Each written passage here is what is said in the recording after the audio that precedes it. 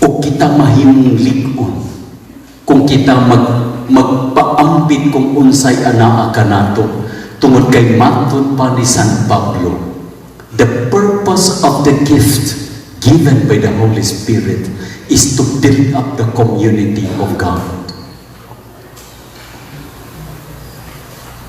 Ato kanang timan-an tungod kay usahay ang atong mga gasa kung walay espiritu sa Ginoo, kung dili maghari ang Ginoo, ang atong mga gasa mao ang atong oportunidad sa pagpasikat o pagguba sa katiliban. Kung wala gani Ginoo, ang atong mga talento mo'y makaguba sa atong katiliban. Pero kung anaa ang Ginoo, every gift is shared to build up the community of God.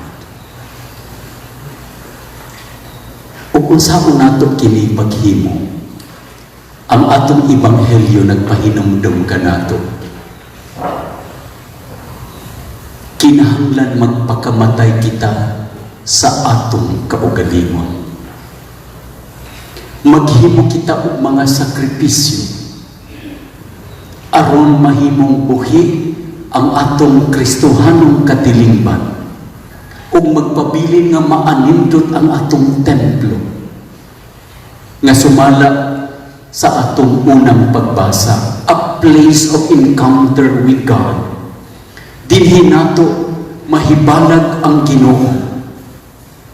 Kung doon na kita'y problema,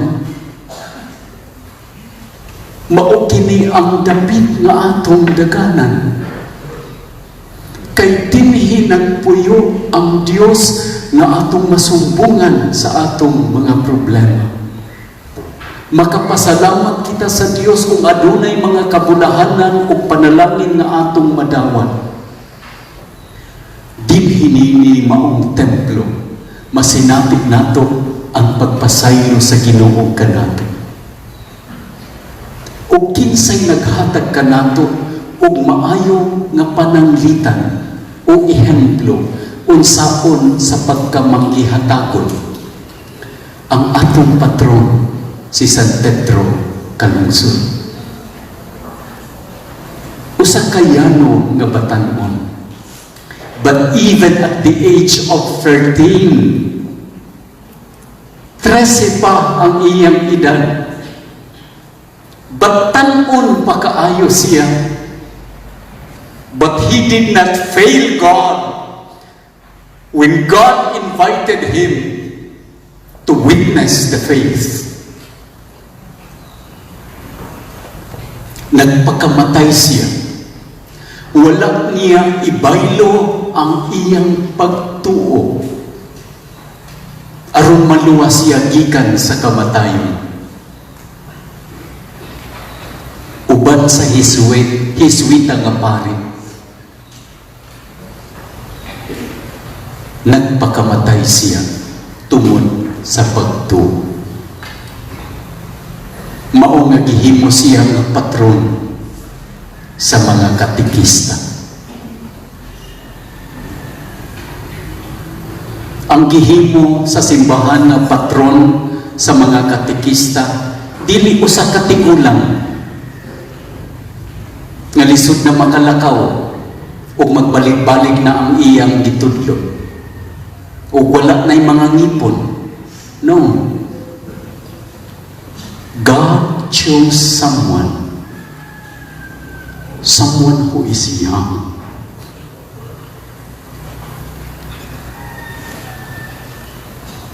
O kung si San Pedro Calungsod mo ay atong patron, this parish should be a manufacturer and producer of young catechists.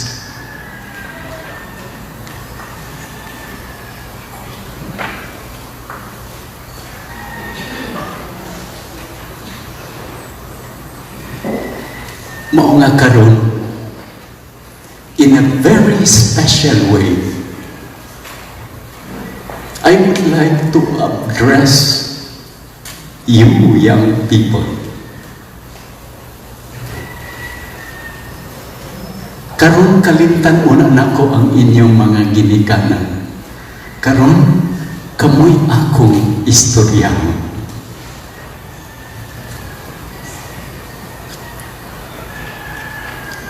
Ayaw usigi ang inyong pagkabatanon.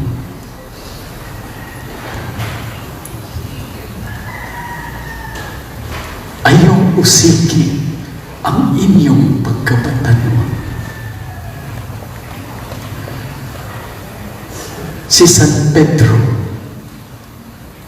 nagpakamatay tungod sa pagtuo. Pagpakabuhi ka mo sa pagtuo.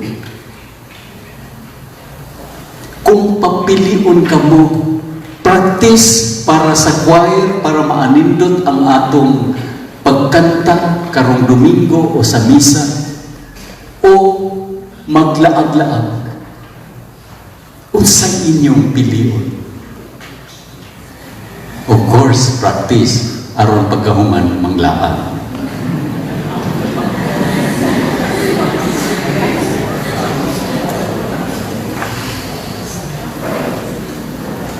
Karon lisod magtuon tungod sa atong sitwasyon karon.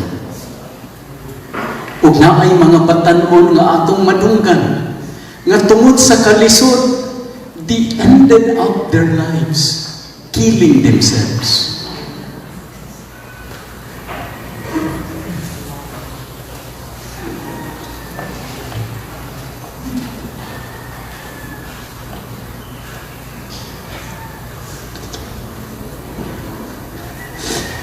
Mga batan-on, ayaw kahadlok sa kalisod.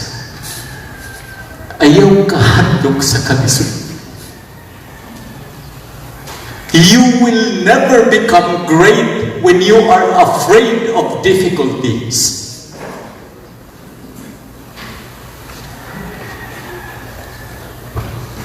Ang kalisod,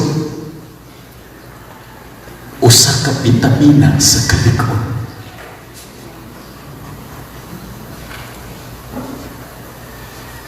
Mahimo ka mong responsable. Makakaton ka mo unsaon pagpili ang mga butang mahinungdanon kung anaa ka mo sa kalisod. Ayaw ibaylo ang inyong kabatanon sa mga bisyo. Ayaw ibaylo ang inyong kabatanon sa droga. Paharian ninyo si Kristo sa inyong kinabuhi.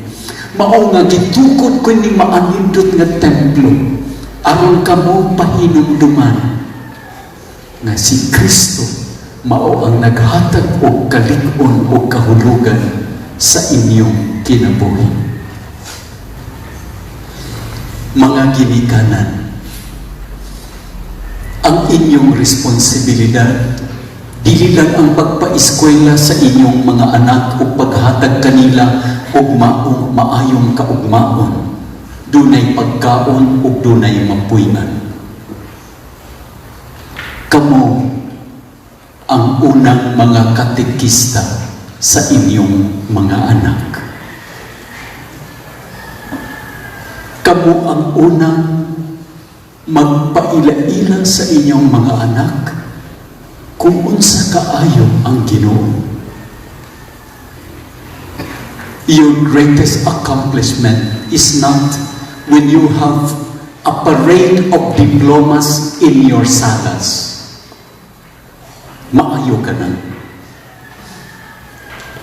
Apan ang pinakadako nga kalipay sa usa ka ginikanan ug matuman niya ang iyang misyon kung iyang madala ang iyang mga anak duol sa Ginoo.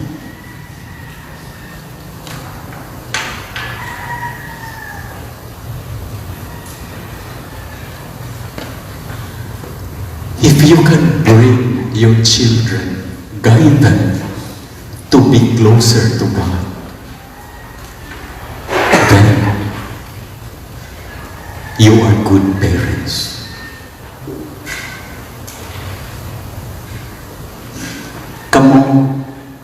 na ka parokya. Apan wala kini magpasabot nga magtagsa-tagsa na kamo sa inyong gusto, isip, katilingban dinhi. You do not actually become independent. The declaration of this community as a parish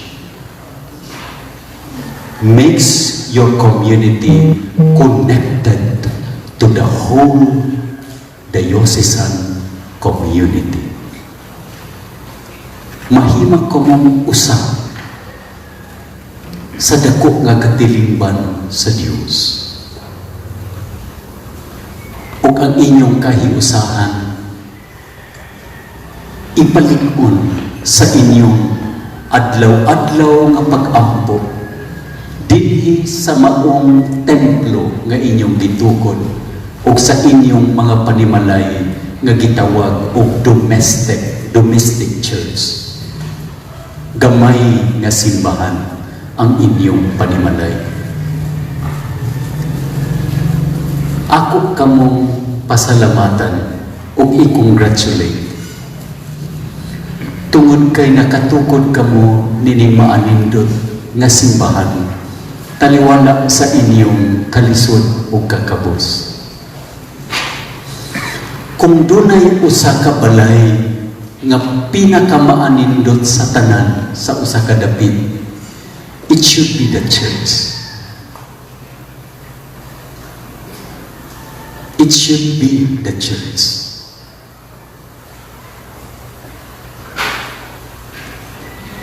Ug kini nga katigayunan,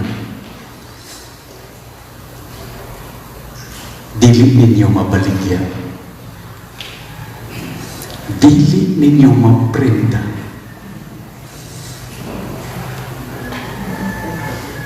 Kay kini nga katigayunan,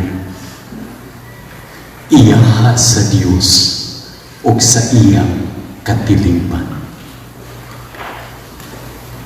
Sa atong dedikasyon niining maong simbahan karon ug pagdeklarar kaninyo nga usa na kahimpit nga parokya, ampini ninyo kini maong misyon nga ang inyong katilingban magpadayon sa paglambo, mulig-on siya pagsamot, pinaagi sa paghimo sa Ginoo nga mao'y sentro sa tanan, pinaagi sa inyong pag-inambitay sa inyong mga talento, panahon o inyong mga nahugtan, o pagpakamatay sa kaugalingon aron mabuhi ang atong Kristohanong katilingban ug ang pagtuo nga gipakamatyan sa atong mahal nga patron,